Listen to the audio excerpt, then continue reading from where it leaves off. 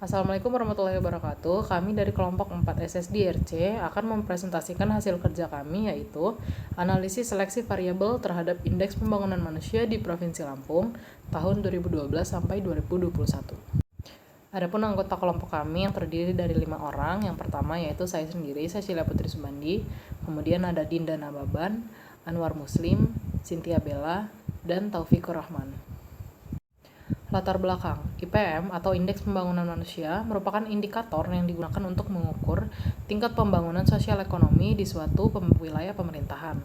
IPM sendiri terdiri dari 3 komponen, yaitu tingkat pendidikan, angka harapan hidup, dan pendapatan per kapita. Penelitian ini bertujuan untuk menyeleksi variabel-variabel dengan pengaruh model yang paling optimal terhadap nilai IPM di Provinsi Lampung pada tahun 2012 sampai 2021. Dengan 3 variabel yang diikutsertakan dalam seleksi variabel ini, yaitu variabel persentase penduduk miskin atau PPM, variabel tingkat pengangguran terbuka atau TPT, dan variabel upah minimum provinsi atau UMP. Di mana data-data yang digunakan pada penelitian ini diambil dari BPS Provinsi Lampung. Baik, selanjutnya saya akan menjelaskan mengenai teori dasar. Seleksi variabel merupakan suatu metode atau model yang digunakan untuk menyisihkan peubah prediktor yang tidak relevan pada model regresi linear berganda. Pada penelitian ini, metode yang digunakan yaitu subset selection. Subset selection merupakan pendekatan yang melibatkan pengidentifikasian subset dari P buah prediktor yang diyakini terkait dengan respon. Kemudian, dugaan modelnya diperoleh dengan menggunakan OLS pada sebagian prediktor yang telah dipilih. Berikut merupakan beberapa metode yang digunakan dalam subset selection. Yang pertama yaitu metode Bayes subset selection. Bayes subset selection merupakan sebuah pendekatan yang sederhana dan menarik secara konseptual. Untuk melakukan pemilihan subset terbaik, dilakukan OLS yang terpisah untuk setiap kemungkinan kombinasi dari P prediktor. Artinya, kita mencocokkan model P yang berisi tepat satu buah prediktor. Kemudian, semua model yang berisi tepat dua buah prediktor, dan seterusnya. Hal ini dilakukan dengan tujuan untuk melihat semua model yang dihasilkan agar model yang terbaik dapat diidentifikasi. Kemudian dipilihlah model terbaiknya. Selanjutnya yaitu metode stepwise selection. Untuk alasan komputasi, pemilihan subset terbaik tidak dapat diterapkan dengan P yang sangat besar. Pemilihan subset terbaik juga mungkin mengalami masalah statistik ketika P-nya besar. Semakin besar ruang pencarian, maka semakin tinggi peluang untuk menemukan model yang terlihat bagus pada data pelatihan. Meskipun model tersebut mungkin tidak memiliki kekuatan prediktif pada data masa depan. Oleh karena itu, ruang pencarian yang sangat besar dapat menyebabkan overfitting dan variansi estimasi koefisien yang tinggi. Karena kedua alasan ini, metode stepwise selection yang mengeksplorasi serangkaian model yang jauh lebih terbatas merupakan alternatif yang menarik dibandingkan pemilihan subset terbaik. Metode stepwise selection terbagi atas dua jenis, yaitu forward stepwise selection dan backward stepwise selection. Yang pertama yaitu forward stepwise selection. Metode forward stepwise selection merupakan metode bertahap yang dimulai dari intercept, kemudian secara berurutan menambahkan prediktor yang paling sesuai ke dalam model. Forward stepwise selection dimulai dengan model yang tidak mengandung prediktor, dan kemudian menambahkan prediktor ke model satu persatu sampai semua prediktor berada dalam model. Yang kedua yaitu backward stepwise selection. Metode backward stepwise selection merupakan metode bertahap yang dilakukan secara mundur. Metode ini dimulai dengan model lengkap dan secara berurutan menghapus prediktor yang memiliki dampak yang paling kecil terhadap kecocokan model. Seleksi mundur hanya dapat digunakan saat N lebih besar dari P. Backward stepwise selection dapat diterapkan dalam data saat P terlalu besar untuk digunakan dalam Bayes subset selection. Selanjutnya yaitu metodologi penelitian. Pada flowchart Bayes subset selection, langkah pertama yaitu diawali dengan mulai. Mulai merupakan bagian alir, dimulai dengan node mulai yang menunjukkan dimulainya proses pemilihan fitur. Terus langkah kedua ada padukan model dengan variabel prediktor tunggal. Nah, pada langkah ini algoritma memasangkan model machine learning dengan satu variabel prediktor pada satu waktu. Nah, setiap variabel prediktor mewakili fitur potensial yang dapat dimasukkan ke dalam model. Terus langkah ketiga ada hitung CV, BIC, dan adjusted R2. Untuk setiap kombinasi model prediktor yang dipasangkan, algoritma menghitung 3 ukuran statistik, yaitu CV, BIC, dan adjusted R2. Nah, langkah keempat yaitu periksa apakah ada variabel prediktor lainnya. Nah, algoritma kemudian memeriksa apakah masih ada variabel prediktor yang tersisa untuk dievaluasi. Jika iya, proses berlanjut ke langkah berikutnya. Jika tidak ada lagi variabel prediktor, maka proses beralih ke langkah berikutnya. Nah, langkah kelima yaitu tambahkan variabel prediktor baru ke model. Jika masih ada variabel prediktor, algoritma memilih variabel prediktor yang menghasilkan nilai terbaik untuk CV, BIC, dan adjusted R2. Nah, variabel prediktor ini kemudian ditambahkan ke model dan langkah 2 hingga 4 diulang sampai semua variabel prediktor dievaluasi. Langkah ke-6 yaitu membandingkan CV, BIC, dan adjusted R2. Nah, setelah semua variabel prediktor dievaluasi, algoritma membandingkan nilai CV, BIC, dan adjusted R2 untuk semua model yang telah dibuat. Nah, langkah ke-7 yaitu memilih model terbaik. Algoritma memilih model yang memiliki nilai keseluruhan terbaik untuk CV, BIC, dan adjusted R2. Model ini dianggap memiliki subkumpulan fitur terbaik untuk kumpulan data dan tugas machine learning yang diberikan. Langkah ke-8 yaitu selesai. Bagian alir diakhiri dengan node selesai yang menunjukkan selesainya proses pemilihan fitur. Model yang dipilih dengan subkumpulan fitur optimal sekarang dapat digunakan untuk prediksi atau analisis lebih lanjut. Selanjutnya yaitu flowchart forward stepwise selection.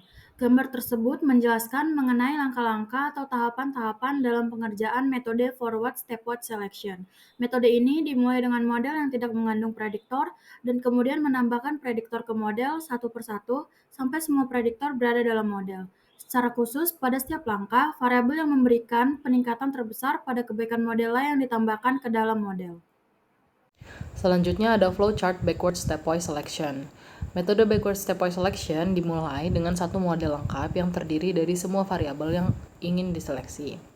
Kemudian dilakukan penghapusan variabel prediktor yang kurang cocok dengan model secara satu persatu. Dilakukan perhitungan nilai CP, BIC, dan adjusted R-square untuk menghapus tiap-tiap variabel.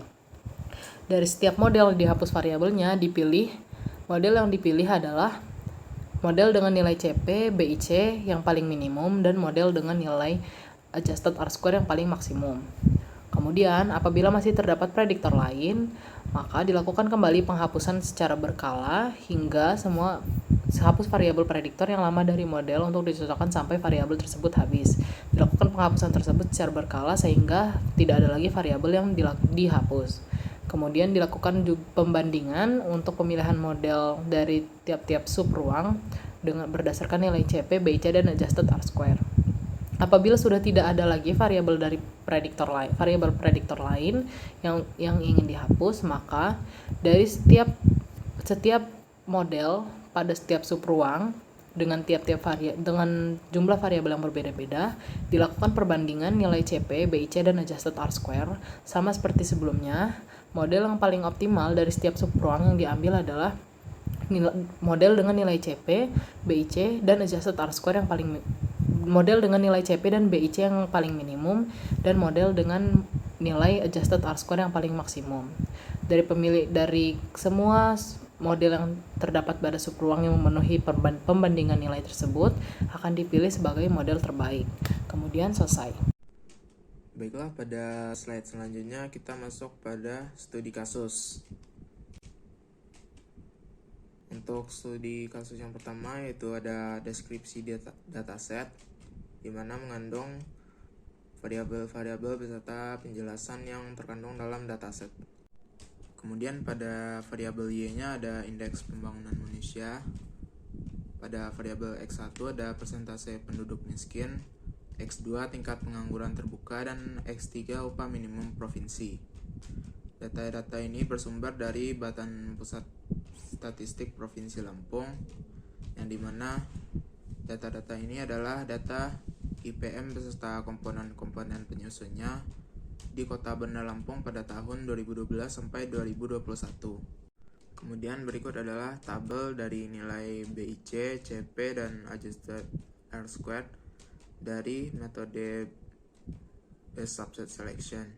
Di situ terlihat bahwa pada model kedua memiliki nilai BIC paling rendah yaitu min 23,4, nilai CP paling rendah yaitu 2,68, dan adjusted R-squared paling tinggi yaitu 0,94. Ini menandakan pada model model kedua dipilih menjadi model terbaik.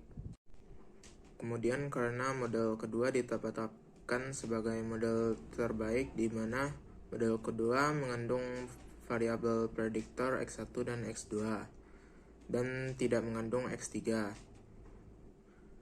Maka itu artinya variabel X3 tidak memberikan pengaruh yang signifikan terhadap model. Kemudian berikut adalah nilai-nilai BIC, CP, dan adjusted R-squared yang diperoleh pada metode best subset selection. Untuk yang kiri atas merupakan grafik dari nilai BIC, kanan atas merupakan grafik dari nilai CP, dan bawah merupakan grafik dari adjusted R-squared. Lalu yang ketiga itu ada forward stepwise selection. Nah, di sini ada tabel di mana tabel tersebut terdapat 3 model. Lalu dari ketiga model tersebut terdapat variabel prediktornya, yang dimana variabel prediktor model 1 itu X1, variabel prediktor model 2 itu X1, X2, lalu variabel prediktor model 3 itu X1, X2, X3. Pada model 1, hasil BIC yaitu minus 22,87, CP-nya 2,86, adjusted R-squared-nya 0,93. Lalu untuk model 2, BIC-nya minus 23,40, CP-nya 2,68, adjusted R-squared-nya itu 0,94. Lalu untuk model 3, BIC-nya minus 22,16, CP-nya 4,00, adjusted R-squared-nya itu 0,93. Dengan teknik forward stepwise selection itu kami dapatkan bahwa model atau variabel kedua memiliki nilai BIC dan CP yang paling rendah, sementara adjusted R-squared paling tinggi adjusted R-squared-nya itu yang paling tinggi.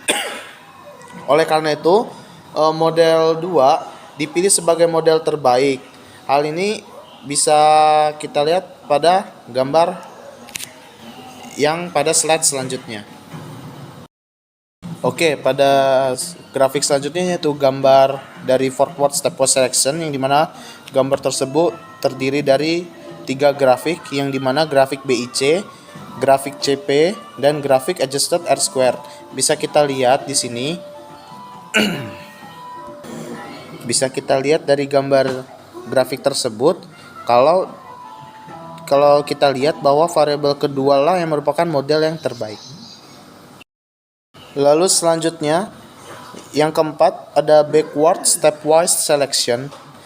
Di sini pada backward stepwise selection terdapat 3 model juga, yang dimana variabel prediktor dari model 1 yaitu X1, lalu variabel prediktor model 2 yaitu X1 dan X2, lalu variabel prediktor model 3 yaitu X1, X2, dan X3.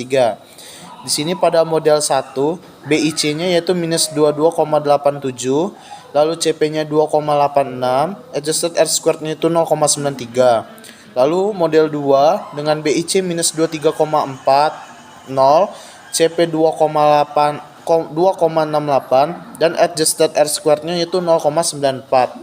Lalu pada model 3, BIC-nya yaitu minus 22,16, CP-nya 4, adjusted R-squared-nya itu 0,93. Berdasarkan tabel di atas, model terbaik dalam gambar pada tabel tersebut yaitu variabel kedua, di mana nilai adjusted R-squared yang tertingginya yaitu 0,938, nilai BIC dan CP-nya yang paling rendah yaitu minus 23,4 dan 2,6. Nanti bisa kita lihat pada gambar grafiknya pada slide selanjutnya. Oke, selanjutnya yaitu terdapat 3 gambar grafik, yang dimana grafik yang paling pojok kiri atas yaitu BIC, yang bagian kanan atas itu CP, yang bawah yaitu adjusted R-squared, di mana pada ketiga grafik tersebut bisa kita lihat kalau variabel kedua lah yang merupakan model yang terbaik.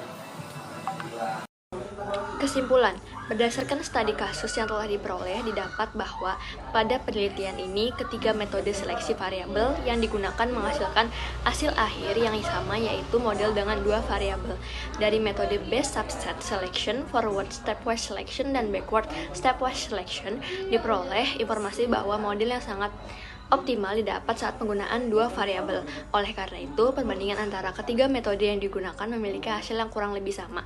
Artinya, penggunaan ketiga metode tersebut sama-sama memberikan hasil yang optimal. Sekian presentasi dari kelompok kami. Lebih dan kurangnya kami mohon maaf. Terima kasih. Assalamualaikum warahmatullahi wabarakatuh.